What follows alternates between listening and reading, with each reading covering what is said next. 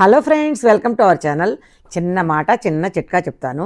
ఏదైనా పాలు పోసే కూరలు వండేటప్పుడు కూర వండిన తర్వాత 1 కప్పు పాలు, 1/2 కప్పు వాటర్ తీసుకొని దానిలో 1 టేబుల్ స్పూన్ శనగపిండి, 1 టేబుల్ స్పూన్ తెలగపిండి వేసి బాగా ఉండలు లేకుండా కలిపి కూరలో పోసి ఒక 5 మినిట్స్ ఉడికించి దించేయాలి. కూర చాలా చాలా టేస్ట్గా ఉంటుందండి. చపాతీలోకి, పూరీలోకి, రైస్లోకి కూడా చాలా చాలా బాగుంటుంది.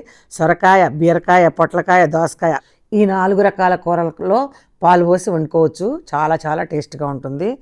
అన్ని కూరగాయల్లో ఇలా ఒక రకం పాలు పోసి వండి చూడండి.